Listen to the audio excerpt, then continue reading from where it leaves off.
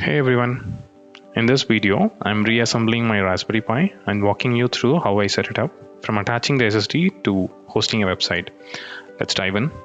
I started by attaching a cooling fan to the GPIO pins. It's simple but super important to keep things running cool and stable. Then I mounted the M.2 hat plus on top of the Pi. This lets me add an SSD for extra storage, especially handy for hosting projects. I connected a 256 GB SSD to the hat plus and locked it in place.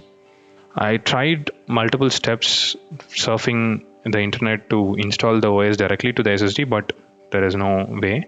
Whereas now I bought myself a micro SD card, and then for the OS I use the Raspberry Pi imager on my Mac to flash Raspberry Pi OS onto the micro SD card, since booting directly from the SSD isn't possible in this setup. Once the OS was on the memory card, I inserted it into the Pi, connected the power and booted it up. So Raspberry Pi offers you a software which you can install it in your machine. That's called Raspberry Pi Imager. So you can choose a device to which you are trying to install the OS. Here the device would be Raspberry Pi 5. And I chose the operating system Raspberry Pi OS Lite, a 64-bit, and the storage is nothing but the micro SD card which is connected. So you have to set up general settings to which you provide a host name, and you can also set a username and password to SSH into it. And to connect it in the wireless LAN, so you have to provide your wireless LAN's SSID and password. So once it is done, you can just run it. So it would take almost 2 to 3 minutes to complete the OS installation on the storage device. So once that is done, you can just directly connect your the micro SD port, the Raspberry Pi. Now you can directly SSH into the Raspberry Pi with the Raspberry Pi name, the host name that you have provided. The username is Pi and at raspberrypi.local. That was the host name that I provided. So you can SSH into it by providing a password. So make sure that you remember the password. So now you have successfully, SSH'd into the Raspberry Pi. And now you can reset the password by using passwd space pi option. So next time when you try to SSH into the Raspberry Pi, it would be handy. And if you want to know the disk that are connected to your Raspberry Pi, you can use lsblk command. So that would provide you the storage that are available in your Raspberry Pi. So the OS installation is complete. Now you can try to host an application into the Raspberry Pi, right? That's what you think now. So we have to make few more updates and upgrades so that your system is ready to run as a server. So we're going to run the command sudo apt update, which is used on Debian-based Linux systems like Raspberry Pi OS, Ubuntu, etc., and serves this main purpose where it refreshes the package list from the online repositories. When you run sudo apt update, your system connects to the configured software repositories like Raspberry Pi or Debian servers, and it downloads the list of available packages and their versions, stores this updated list locally so your system knows what's new or changed. What it does not do, it does not install or upgrade any packages, and it does not modify any system software. It just prepares the system with fresh info. So now what you have to do, so your system pull the informations from the repositories. Now you have to install them, right? So we are going to use the sudo apt upgrade command. So which actually installs the update based on the info apt update gathered. This ensures that your system is fully up to date with the latest security patches and software. So after this, I run this command sudo apt get install build essential pro cps curl file git. So this command installs a set of essential development and utility tools using apt-get. It's a package manager command in Debian-based systems.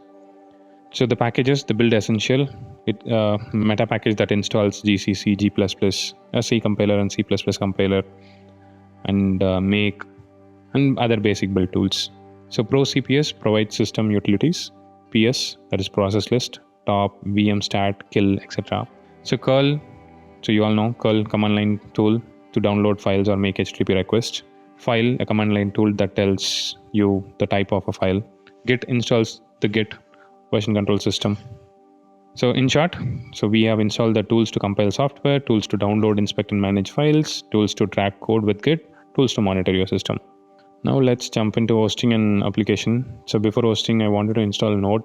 So I install NVM, the Node version manager, using the curl command.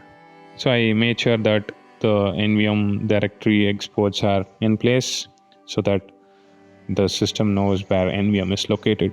Now the NVM is ready. So now I'm going to install the latest Node version. So the command that I use is nvm install -lts, so which installs Node 22, which was the latest at the time of recording. Now if I try to use npx command, it would work because I have Node in place. I use the npx command to create a Next.js application. The npx create -next-app at latest, and then you provide the application name. So it would ask you the basic questions like TypeScript, ESLint, Tailwind CSS. Do you need a source directory, app router, turbo pack? So it's your choice. Whatever the application that you wanted to create, you can create it, or you can just follow the things that I have followed. The application is now ready. You can use your npm run dev command to run your application. Already the host name is raspberrypi.local, and this application runs in the port 3000. Now you can just launch your application with raspberrypi.local :3000. Okay, now how do you check the code? To alter the code in the Next.js application that you have created, so you need a IDE to change your code, right? So let me show you how to SSH into your Raspberry Pi via the VS Code. So you have to install an extension called remote-SSH. So once it is installed, you'll be able to connect to the Raspberry Pi using the extension. So it will prompt you to enter the password of the Raspberry Pi. So once it is connected, now you can open any folder inside the Raspberry Pi from your VS Code, and you will be able to edit the code from your VS Code directly. And whatever the changes that you make, it will immediately reflect on the raspberrypi.local 3000 port, your local server. Now you know how to create an application in your Raspberry Pi. How can you host a website? For instance, example.com should load the application from the Raspberry Pi. To do that, Cloudflare offers us a way, Cloudflare tunnels. So you can go to cloudflare.com, create your own account, and then you have to create a tunnel. From the tunnel types, you choose the Cloudflare, which is a recommended one, and you just name your tunnel. So once you have named your tunnel, so you will be provided with an installation command. So you have to choose the Debian OS because that's our operating system. Just copy the curl command and paste it directly into the SSH Raspberry Pi from your terminal. So once that is connected, you will find a connector ID with the status connected. Now you can create a subdomain for the domain that you already have. So you need to own a domain in order to connect the Cloudflare with your Raspberry Pi.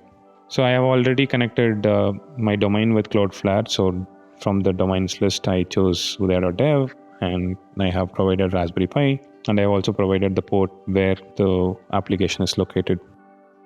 So now I have to run the server in order to host from a subdomain. So now I use the raspberrypi.udaya.dev, which will load the application. That's all, guys.